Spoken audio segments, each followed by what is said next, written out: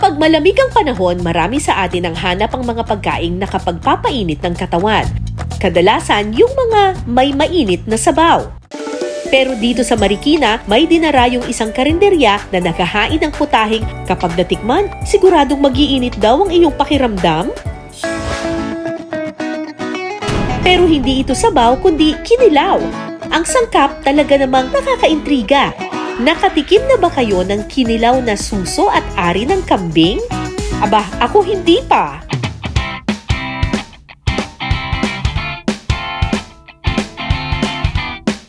Yung kinilaw na gagawin natin ay hindi seafood, kundi karne mismo. Kasama ko dito si Cristel at ibang level ng karne ang gagamitin natin.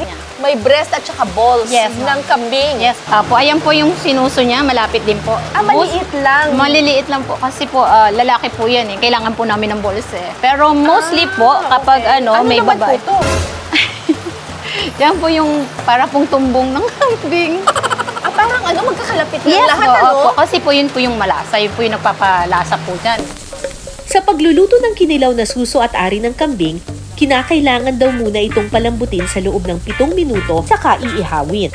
Ito po, hiwain po natin para po makita natin yung balls. Ay, Diyos ko, bakit may tumatalsik? Water. Yan Ano po. po yan? Yan po yung bayag po niya. Dalawa po din po ba? Kahit po sa tao, dalawa naman eh. Kaya sa hayop, dalawa din po siya. Po. Bakit naman po yan ang naisip ninyong gawing kinilaw? Nakilala po ang Tita Au dahil po sa exotic food niya noon. Nag-start po siya ng bat and ball, tapos sinamahan po niya ng iba't ibang putahe na siya lang po yung meron. Ito po yung balls. Dahil po inihaw natin siya, biniyak po natin siya. Oo. Ito po yung isang balls. Ayan. Kasi ayan. Ayan po. Yan po yung isang, ito yung isang balls. Okay. Ayan, yan po. Ayan. Yan po yung pinaka-balls niya. Oh. Tapos yung sinuso po niya ay, ano yung tawag? Liliit. Opo. So, maliliit po natin siyang gagayatin. Ayan. Ayun. Ayan, opo. Okay. Yung pagkikilaw, ito ay isang proseso ng pagluluto na ginagawa na noon pa ng ating mga ninuno, even before the Spaniards came here. Ang ibig sabihin ng kilaw ay kainin ng hilaw. Oo, kainin siya ng hilaw. Pero in this case, dahil meat ang ginagamit natin, hindi naman pwedeng hilaw ito. Yes, ma'am. Pin-pressure cooker na natin at saka inihaw na natin siya. Ito yung ari nung kambing. Yung balls, opo.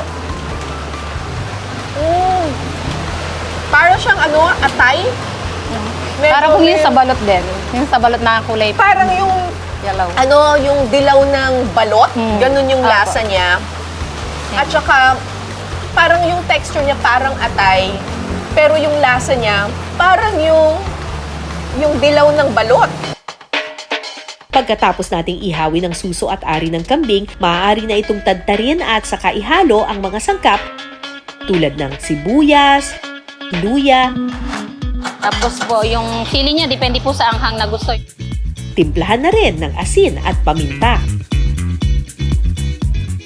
Usually kapag kinilaw, ang nilalagay talaga suka para yung acid ng suka ang magluluto doon sa hilaw na isda. Pero dahil ito, luto na yung karne, hindi na natin kailangan magsuka. Ang pampaasim na lang natin kalamansi. Hahaluin lang. Yes po. Ready to taste na po natin siya Ready ulit. to taste na ngayon ito. Oh, ang bilis-bilis.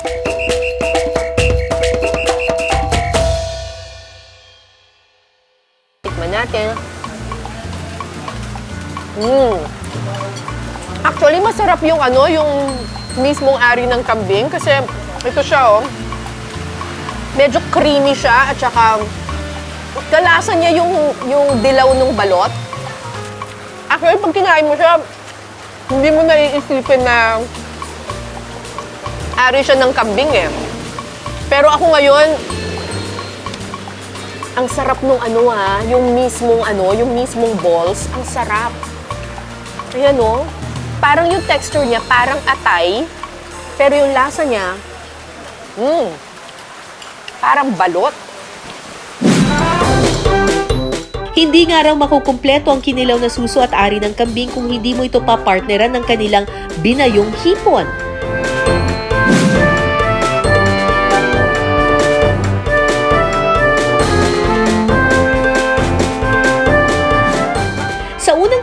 aakalain mong taba ito ng talangka.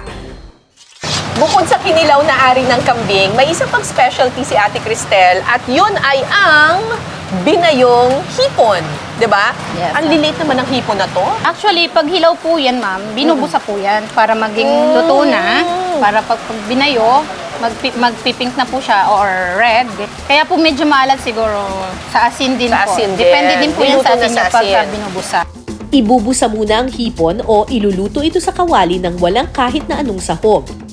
Kinakailangan daw itong gawin para masigurong tuyong-tuyo ang hipon na babayuhin.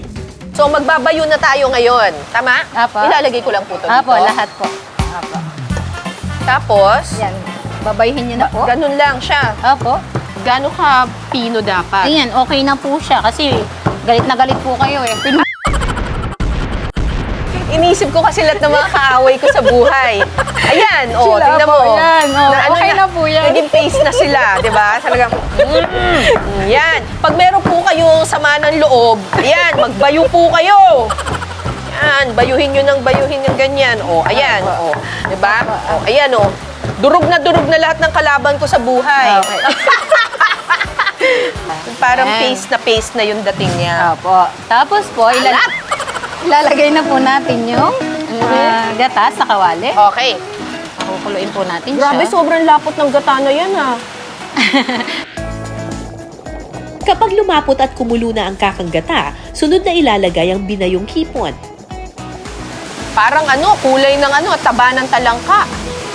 Okay na yan? Opo, okay na po siya. Halo-halo na lang tayo. Tapos po, antayin po natin umibabaw yung mantika. Ayan so po. hihintayin natin ngayon itong magmantika. Opo. Ganda na ng kulay. Parang itsurang taba ng talangka. Sa pagluluto nito, kailangan ng tiyaga sa paghahalo para daw hindi magkurta o magbuo-buo ang kakanggata. Paano natin malalaman kung okay na siya? Pag po Alright. lumabas na po yung sarili niya mantika, po, Okay, maalat talaga siya. bonggang-bongga. Alright. Luto na.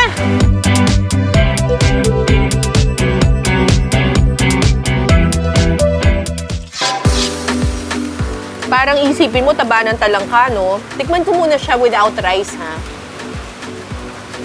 Ay, sarap. Maalat-alat na malinamnam. Bagay na bagay sa kanin. Ang sarap nito. Uy, panalo to. Lasang-lasa mo yung alat ng hipon, tapos yung linamnam ng gata, maalat-alat ng manamis-namis na malinamnam. Ay, ang sarap! Panalo! Actually, mas masarap siya sa taba ng talangka. Promise, mapaparami ka ng kanin dito. Ang sarap naman ito. Panalong-panalo tong binayong hipon.